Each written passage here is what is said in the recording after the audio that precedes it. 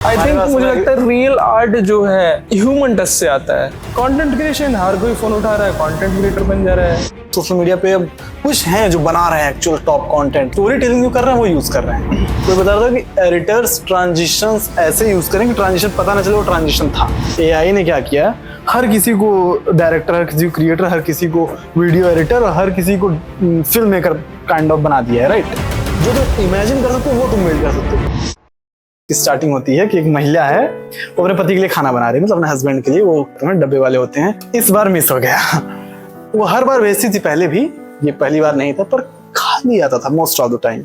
इरफान ने लेकिन पूरा खाया और नोट लिख के इस बार भेजा उसने, थैंक यू आपने ये खाया, मुझे बहुत अच्छा लगा, ये मैंने अपने हस्बैंड के लिए बनाया था, गलती से आपके पास पहुंच गया हो, आप प्लीज बताइएगा मेरा खाना कैसा था। पर रियलिटी पे जो आते हैं, एआई सिर्फ एक प्रॉम्प्ट से कोई चीज जनरेट जो कर दे उसे तुम यूज नहीं कर सकते फिल्म मेकिंग में। That is the truth for today. तुम एक कैरेक्टर डालो, ये भाई मैं जानता हूँ हॉलीवुड ने बहुत ट्राई किया है पर अच्छा कभी नहीं कर पाए। एक कैरेक्टर डालो, उसको टाइमलाइन दो, 24 घंटे में 7 घंटे में तुम्हें उखाड़ लेना है ये चीजें, ये तुम्हारे सामने। आई थिंक जे और एल कट बहुत अंडररेटेड हो चुका है। सिनेमा सब यूज कर रहे हैं पर सोशल मीडिया पे कोई नहीं यूज कर रहा, मुझे ऐसा लगता है। कोई भी कहीं भी कुछ भी मोबाइल लगा रिकॉर्ड कर लेता, हो गया। कहाँ एल कट, कहाँ जे कट, कहाँ क्या घुसा होगा वहां पे, तुम्हें बताओ।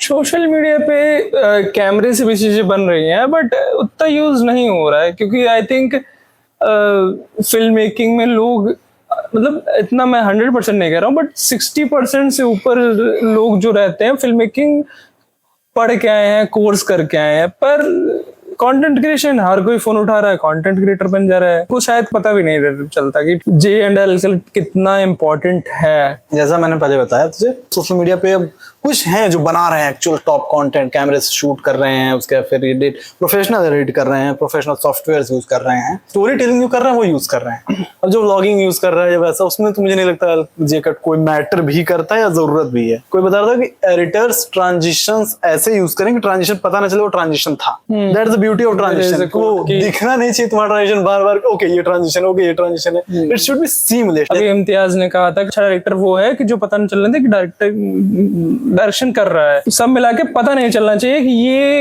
एक्टिंग है, तब वो अच्छा एक्टर है।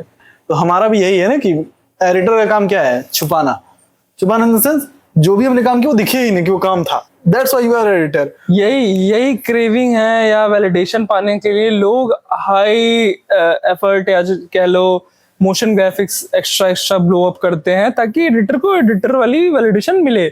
और रियल एस्टेट में जो नया फ्लड आया है कि वहां पर पीछे एकदम ग्राफिक्स आते रहे और वो उड़ा ऐसे करके, भाई वो शायद इसीलिए आया है क्योंकि लोग अब एडिटिंग में सिर्फ पैसा इसीलिए पे करते हैं तो उनको पता चले ये है, उनको बता दो कि हाँ हाई एफर्ट कंटेंट है, उनको समझ में आने लगा है कि अब ये हाई एफर्ट कंटेंट है, सो वो पे करने के लिए तैयार हो गए कि 6-7 हजार नॉर्मल पे कर देंगे, नॉर्मल। वैसे लोगों ने लिटरली 100-200 में एडिट करवाने का सोचते हैं। बट वही है, ये सब चीजें एफर्ट्स जो दिखने लगा है आजकल सोशल मीडिया पे, इसी से पे भी करना चाहते हैं। हर काम का प्रोफेशन ना वक्त के साथ चेंज होता है। जैसे कि एडिटर्स का तुमने कहा, फिल्म मेकिंग में क्या था, एडिटर्स का सीमलेस होना था कि तुम्हारा काम दिखे ना। बट यहाँ पे क्या है, जुब जब जो ऐसा तुमने कहा कि ग्राफिक्स आ रहे हैं, पूरा ये हो रहा है, एकदम शाइनिंग कर दो वीडियो, पूरा एकदम महाकाल का बटन ठोक के बता दो, एकदम उड़ा दो, वैसा काइंड ऑफ फीलिंग आए। सीधी सी बात है, कोई चीज तब चलती है जब इकोनॉमिकली सस्टेनेबल हो ना, चाहे वो प्रोफेशन हो, चाहे वो टेक्निक हो, चाहे एडिटर्स का इवॉल्व होना तुम कह सकते हो, या फिर एक चेंज होना उनके एडिटिंग टेक्निक्स में, वो कह सकते हो। बट वो भी सही था और ये भी सही है, जो ट्रांसपेरेंट सीमलेसनेस ये सब जो था कि और है आज भी फिल्म मेकिंग में। आज भी एडिटर्स को आता है तुम चीजों को छुपाने के लिए, तुम्हारा काम दिखना नहीं चाहिए, then you are better editor, best editor. But social media में अलग है, तुम्हारा काम दिखना चाहिए, जितना हो सके उतना दिखना चाहिए। बट आई थिंक ये बहुत अच्छी चीजें हैं, क्योंकि मैं जितना जानता हूँ कि जो बड़ी मूवीज रही हैं या बड़े कंटेंट रहे हैं, उसके एडिटर कौन है किसी को नहीं पता है। वो एक ब्लाइंड स्पॉट या कह लो किसी को पता भी नहीं चलता कि वो एग्जिस्ट भी करते हैं, ऐसा कुछ है। तो सोशल मीडिया ने एक अच्छी तो चीज की है कि उनको सामने लाया है लोगों को, और रियल एफर्ट आज सब पूछने लगे हैं कि अगर ये मूवी है, ये किसका डायरेक्टर कौन है, इसका एडिटर कौन है, इन चीजों के बारे में पहले इतनी वो नहीं था कि इंफॉर्मेशन नहीं रहती थी कि ये चीजें ऐसी हो रही हैं, ऐसे हो रही हैं। और आजकल बिहाइंड द सीन लोग बहुत देखना चाहते हैं, इसी पे ये हो रहा है कि आप अपने वर्क को नहीं शेयर करो और वर्क करते हुए शेयर करो अपने आप को कि हाँ ये मैं वर्क ऐसे कर रहा है, ये हमारा बिहाइंड द सीन। और इस पे व्यूज भी बहुत आते हैं, फॉलोअर्स भी बहुत बढ़ते हैं। क्यों? जो फिल्म मेकर्स है प्लस जो भी क्रिएटिव फील्ड में हमारी तरह हैं, वो अपने काम का बीटीएस भी रिकॉर्ड करते हैं, ये वैलिडेशन देने के लिए सोशल मीडिया पे या फिर लोगों को बताने के लिए कि नहीं हमने एआई नहीं यूज किया। बट आई थिंक एआई एक सैचुरेशन पॉइंट पे है अपने, क्योंकि आई डोंट थिंक कि भाई ठीक है तुम ये सब कर पा रहे हो, बढ़िया बढ़िया बढ़िया। जैसे लखनऊ की बात कर लेते हैं हम, लखनऊ में सबसे ज्यादा फेमस क्या है? चिकनकारी, जो कि हाथों से गूंथा जाता है, हाथों से बनाया जाता है, एक एक एक एक क्या कह सकते हैं, थ्रेड अच्छे से बनाया जाता है। सो आई थिंक मुझे लगता है रियल आर्ट जो है वो ह्यूमन टच से आता है। एआई ने क्या किया, हर किसी को डायरेक्टर, हर किसी को क्रिएटर, हर किसी को वीडियो एडिटर और हर किसी को फिल्म मेकर काइंड ऑफ बना दिया है, राइट? जो तुम इमेजिन कर सकते हो वो तुम बिल्ड कर सकते हो। पहले क्या था, इमेजिन करो लोकेशन, एक्टर एंड एवरीथिंग, तुम्हें मेहनत ज्यादा थी, अब मेहनत कम है पर रियलिटी पे जो आते हैं। एआई सिर्फ एक प्रॉम्प्ट से कोई चीज जनरेट जो कर दे उसको तुम यूज नहीं कर सकते फिल्म मेकिंग में। That is the truth for today, आज के लिए तुम्हें प्रोफेशनल होना होगा, क्योंकि फ्लडेड है, तुमने कहा सैचुरेशन पॉइंट पे है एआई। एआई से जो बने हुए कंटेंट्स है सैचुरेशन पॉइंट पे है, पर देखो उनकी क्वालिटी क्या है, कचड़े हैं वो, मतलब तुम लिटरली दिख करता तो ओके ये तो प्लास्टिक जैसी चीजें दिख रही हैं, चाहे वो पेंटेड लगता है, पेंटेड लग रहा है या राइट, जैसा लग रहा है कि लिक्विड, वो सब नहीं आ रहा है, एकदम फेडेड लगता है ना, ऐसा लगता है कोई डेप्थ नहीं है उसमें, मतलब फ्लैट लगता है। बट वही प्रोफेशनल्स यूज कर रहे हैं, उनका क्या दिखता है, उनके में दिखती है डेप्थ, टेक्सचरिंग, क्योंकि सी बेस्ट आ जाता तुरंत हो गया था भाई कि अगर मैं उसको कुछ दिखाता हूँ कि ये ऐसी चीज कैसे होने वाली है तो वो कहेगा हिग्स फील्ड होता तो तुरंत हो जाता। हिग्स फील्ड नहीं, जिस एडिटर की बात कर रहे हो हिग्स फील्ड उसने कभी नहीं कहा है। उसने कहा है कि जो चीजें सी, जो कि ट्रूथ है, नैनो बनाना प्लास्टिक देता है, वही हिग्स फील्ड का सिनेमा सोल जो है कैरेक्टर जनरेटर वो एकदम रियल देता है। बट मिड जर्नी, मतलब तुम किसी की फोटो खींचो उसका मिड जर्नी से कुछ जनरेट करो, उस बंदे का कहीं दूसरा फोटो देके कि इस पोज में चाहिए, इस कलर पैलेट में चाहिए, ये कपड़ा होना चाहिए, और तुम दोनों चीजों को मिलाओ। तुम मतलब प्रोफेशनल जो फोटोग्राफर्स हैं, जो प्रोफेशनल डायरेक्टर्स हैं, वो तक नहीं पता पाएंगे कौन सा असली है और कौन सा एआई जनरेटेड है। मतलब इतना मैं नहीं मानता, बट हाँ मिड जर्नी किसी रीजन से तो सबसे पहले से है, तो कुछ तो उसके पास होंगी चीजें। मेरा ये मानना है कि ये बहुत हद तक सही भी है, पर बहुत हद तक in this perspective of AI से फिल्म मेकिंग करना इसमें गलत है, क्योंकि जैसे मैंने पहले भी तुम्हें बताया एक प्रॉम्प्ट से वीडियोस नहीं बनती। तुम उसको डायरेक्ट कर रहे हो कि मेरा कैरेक्टर कहाँ से चल के कहाँ तक जाना चाहिए, एंगल कहाँ चेंज होगा, कहाँ पे रुकेगा कैमरा मेरा, ये सब। यू आर अ डायरेक्टर, तुम अपना सिनेमेटोग्राफर्स को मतलब बता रहे हो कि ये सीन ऐसा होगा, तुम इस एंगल से रिकॉर्ड करोगे। और उसमें भी एक बार नहीं समझते वो, तुम्हें 4 से 5 बार 8 बार जनरेट करना पड़ता है, लगातार प्रॉम्प्ट को बदल के तुम्हें एक्सपेरिमेंट्स करने पड़ते हैं। और मेरा मानना है AI film making is all about experiments. सीधी सी बात है, जब कैमरा में ऑटो फोकस आया, जब कैमरा और एडवांस हो, उससे पहले क्या था, तो लोग बड़े बड़े कैमरा करते थे और एग्जैक्टली रोल वगैरह जो रहता था ये सब था ना, तो उसके बाद फिर डिजिटल कैमराज आए। ये नहीं कि लोगों ने अपोज किया इसको, इसमें ह्यूमन टच नहीं है, इसको मुझे पीछे रख के नहीं ले जाना है, आ रहे हैं ना। ये बात बहुत ज्यादा इवॉल्व हो गया तुम्हें। बट ये इवॉल्व करने में हमें 150 साल लगे थे, क्या एआई को इवॉल्व करने में 100-150 साल लगेंगे? मतलब जो बेटर सिनेमा आया है कुछ, मतलब 1999 में या 1992 से भी बहुत अच्छे सिनेमा है। कुछ लोग तो भाई इस पे कंट्रोवर्सी भी कर लेंगे, 1995 में भी बहुत अच्छा है, सॉरी 1955 में भी है। बट अगेन जो अच्छा सिनेमा थोड़ा सा उभर के आया वो 90s के बाद ही आया है, 1990 के बाद ही आया है। कि देखो जो अच्छी कंटेंट हमें अब एज ए जनजी या बहुत टाइम तक चलते आए हैं वो वही सिनेमा है। But cinema is all about story telling, right? Story telling and visuals जो किसी के दिमाग में है वो दुनिया को एक पर्दे पे दिखा पाए। ऑल अबाउट दुनिया में जो भी, दुनिया में जितने भी इंसान रहे उनके साथ जो भी छोटी छोटी तकलीफें लाइफ में होती हैं उसमें एक मोमेंट उठाते हैं, उसकी अराउंड एक स्टोरी बनाते हैं, दैट इज अ फिल्म। तो कोई एक अंडररेटेड फिल्म बताओ जो आपको उसकी स्टोरी बहुत अच्छी लगी हो और आपको लगता है कि आई थिंक पूरा वो, अगर आपकी मूवी अच्छी लगी, वो स्टोरी अच्छी लगी, तो क्यों अच्छी लगी, और उसको पूरा एक्सप्लेन करो, एंड ताकि लोगों को पता चले कि हाँ भाई ये ऐसी चीजें जो होती है वो क्लास होती है, ये क्लास में ले लेते हैं, वो अंडररेटेड कोशिश हो करे हो। Lunch box. Lunch box is underrated overrated, मतलब अंडररेटेड में भी ओवररेटेड है, बट हाँ बताओ। मुझे वो बेस्ट लगी एक्टर्स के लिए, स्टोरी टेलिंग के लिए।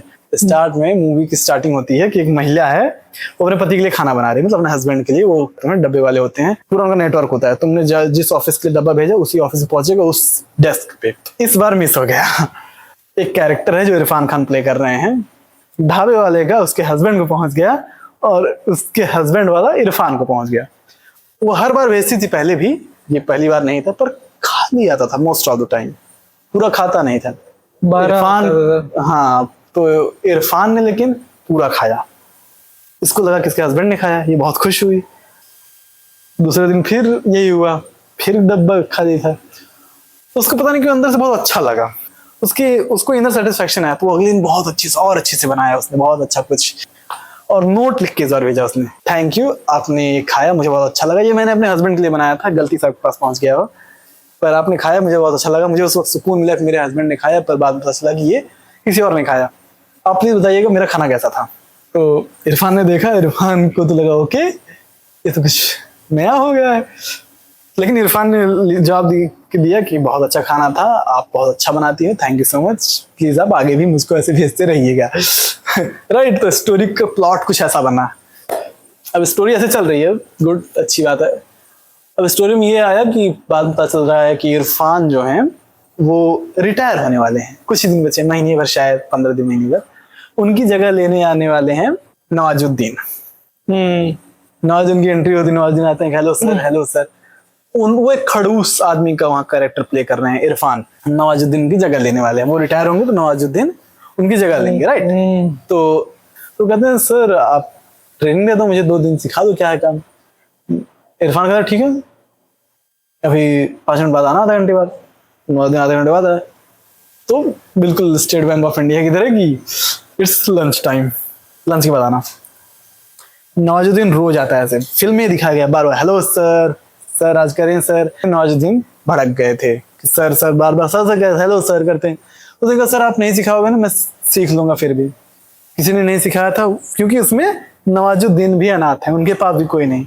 कह रहे सर जिंदगी में चलना खुद सीखा, माँ बाप नहीं थे, ये नौकरी भी खुद के दम पे पाई, ये पढ़ाई लिखाई खुद की, ये सब भी खुद सीख लूंगा अगर आप नहीं सिखाओगे ना। इस चीज को इरफान के उस कैरेक्टर ने खुद से रिलेट की, वो भी अकेले थे, उनका भी कोई नहीं था। तो उन्होंने कहा ठीक है शाम को 4 बजे आ जाना। यहाँ मुझे एक मीम याद आया कि एक मीम है कि जैसे हॉलीवुड की एवेंजर्स की मूवी शूट हो रही है और वो प्रॉप्स में पीछे कैप्टन अमेरिका का शील्ड रखा हुआ है। तो वो कहते हैं कि अरे सर ये मूवी शूट हो चुकी है, कैप्टन अमेरिका के इसमें पीछे प्रॉप्स में रखा हुआ है शील्ड। कहते नहीं नहीं कोई दिक्कत नहीं, थोड़ा सा फ्रेम है, कोई देखेगा नहीं, कोई ध्यान नहीं देगा, उसको रहने दो, कोई दिक्कत नहीं है, कोई भी ध्यान नहीं देगा। और एक बंदा यहाँ मूवी क्रिटिक्स बन के यूट्यूब पे बैठा और उसका, इसमें आपने देखा होगा ये जो पीछे शील्ड पड़ी है, इससे पता चलता है 2014 में जब इन्होंने टाइमलाइन पे इन्होंने कैप्टन अमेरिका ने ये किया था, तो इससे जुड़ी हुई है ये स्टोरी।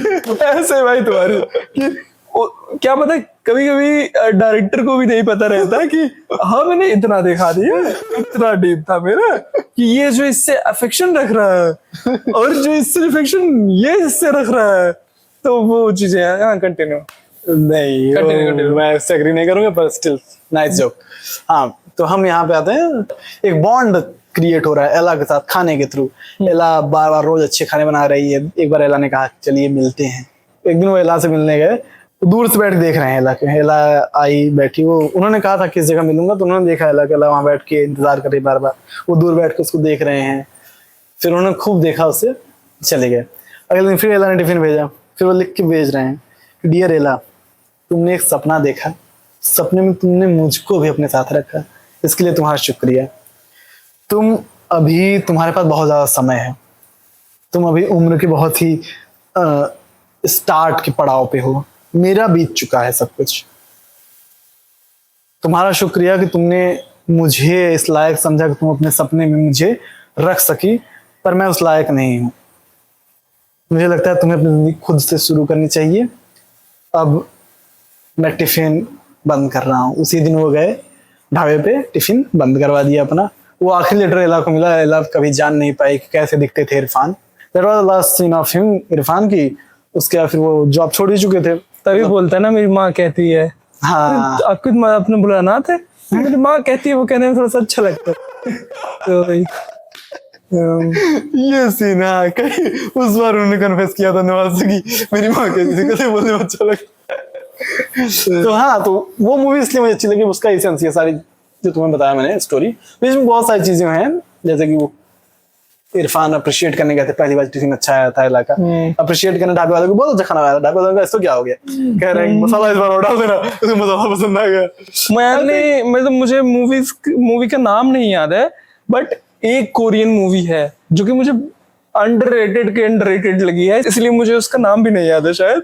बट उसमें क्या रहता है, दो कैरेक्टर रहते हैं, दो कैरेक्टर को मैं मेन मान के लेकर चल रहा हूँ। दो कैरेक्टर रहते हैं जो कि आर्मी में वेटरन थे, हाँ, जो ट्रेनिंग में थे अभी, ठीक है।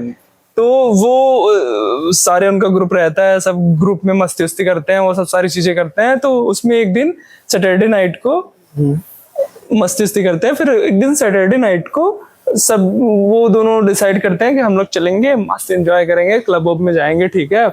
और उसमें जो पहले फ्लैशबैक दिखाया हुआ है कि हाँ वेटरन की कैसी लाइफ होती है, वो लोग कैसे एंजॉय करते हैं, सारी चीजें करते हैं, और वो कैसे हर बार वो बंदा डांटा जाता है या अच्छे से ट्रीट नहीं किया जाता। बट फिर उसके बाद जब ये क्लब से आता है, क्लब से आते आते एक रास्ते में एक लड़की रहती है, उसको जिसको पसंद करता रहता है, उसको बीच में उठा लिया जाता है कुछ लोकल गूंस के द्वारा, गुंडे के द्वारा। एंड वहां से स्टोरी इतनी कॉम्प्लेक्स, इतनी अच्छी स्टार्ट होती है। रात का समय है, 12 बजे, ये दो ही लोग देखे हैं और किसी ने नहीं देखा है। अब पूरी रात कैसे वो स्ट्रगल करते हैं, कैसे फाइंड आउट करने की कोशिश करते हैं। उसने उसको ही देखा था, वो वहां पर जो उसको पहले रामेन खाए थे या कुछ ऐसा डिश होता है, वो जहाँ पर खाए थे, उस आंटी से पूछते हैं कि ये कैसे हुआ है, कहाँ, क्या आप जानते हैं उनके बारे में, ये आती है यहाँ पर। तो भाई जो इंटेंस सीन पूरी रात भर चली। और फिर उसके बाद जब कैरेक्टर लास्ट में कमिश्नर से मिलता है और वो उस पूरी गैंग को वो पकड़ाया रहता है, वो जो चीजें होती है ना, मुझे लगता है यही रियल सिनेमा का ब्यूटी है। लाइक तुम एक कैरेक्टर डालो, ये भाई मैं जानता हूँ हॉलीवुड ने बहुत ट्राई किया है पर अच्छा कभी नहीं कर पाए। एक कैरेक्टर डालो, उसको टाइमलाइन दो, 24 घंटे में, 7 घंटे में तुम्हें उखाड़ लेना है ये चीजें। ये है तुम्हारे सामने दिक्कत आई है। जैसे कि हमारा स्टोरीज के वो रहती है कि टाइमलाइन रहती है कि पहले एक कैरेक्टर रहेगा, वो उसके साथ थोड़ी परेशानी आएगी, फिर वो परेशानी से फिर और चीजें करेगा जानने का, फिर उसके बाद स्ट्रगल कैसे करता है, फिर उसके बाद कौन सा स्टेप लेता है, फिर उससे क्या एस्पेक्ट आता है, फिर उससे कैसे उभरता है। ये 8 पॉइंट से बन के रियल सिनेमा बनता है। पर हॉलीवुड में, बॉलीवुड में कभी कर ही नहीं पाए कि वो एक बंदे को एक सिचुएशन में डाले, गंदे सिचुएशन में। शायद एक 24 आवर इसका है अनिल कपूर का, तो पता नहीं उतना अच्छा तो नहीं था मेरे हिसाब से। बट हाँ, कोई ऐसी मूवी बनानी चाहिए जो कि इतना इंटेंस सिचुएशन हो, उसमें सारा चीज फॉलो अप करे, उतने में निकल पाए, वो बढ़िया हो पाएगा। जैसे ये जो रिसेंट की एक थोड़ी सी हिट या ब्लॉकबस्टर के बीच में कुछ थी, वो फिल्म थी हिट ही नाम था ना, जो इनकी राघव जुएल की थी। पूरा इंसिडेंट एक ट्रेन में हुआ है, वो जो एक फील होता है ना, आई थिंक उसको अगर और अच्छे से कोई पोर्ट्री कर पाए बेस्ट होगा। आई थिंक वो अच्छी थी, वो खराब नहीं थी, वो बहुत अच्छी थी। मतलब बॉलीवुड के हिसाब से तो बहुत अच्छी थी। सो बट कोई गाना नहीं, कोई रोमांस वैसा नहीं, पूरी इंटायर मूवी सिर्फ एक्टर्स के दम पे चली। रोमांस था पर वैसा नहीं था ना। ये ऐसा कि साड़ी उड़ रही है, गाना गा रहे हैं, ना, पूरे एक्ट्रेस को या हीरोइन को पूरे मूवी तक रखना ही है। आए 15-20 मिनट दिए उसको, टाइमलाइन दिए, उसके बाद मार दिए। हाँ, हटा दिए। मतलब कि ठीक है, जब तक वो है स्क्रीन पे तो कोई काम ही कर रही है ना, कि वो जरूरत है स्क्रीन की, ये नहीं बिना जरूरत फालतू में खड़ी है, ये नहीं बाकी बॉलीवुड मूवी की तरह की एक्ट्रेस कोई जरूरत नहीं उस सीन में, फिर भी खड़ा रखा है। जैसे तुम्हारे लाइफ में भी है कुछ। So come to the point, I think यही था आज का। बट आई थिंक इसका नाम भी क्लियर ही हो गया, क्या एडिटर पैसा कमा पा रहे हैं। पैसा नहीं कमा पा रहे, इसलिए 1 बजे रात को बैठ के ज्ञान दे रहे हैं गाइस। क्या चलो। पता उस पर एक बंदा देख रहा होगा। Thanks for the watching and अगर आपको वीडियो अच्छी लगी है तो please make sure you subscribe our channel and इन आउटरो को तो छोड़ दो, तुम कैसा जा रहा है, क्योंकि एग्जॉस्ट के इतने पास है हम लोग और उसके बाद हमको 6 एपिसोड की एक वीडियो निपटानी है, so you don't know the real struggle. So thanks for the watching, bro.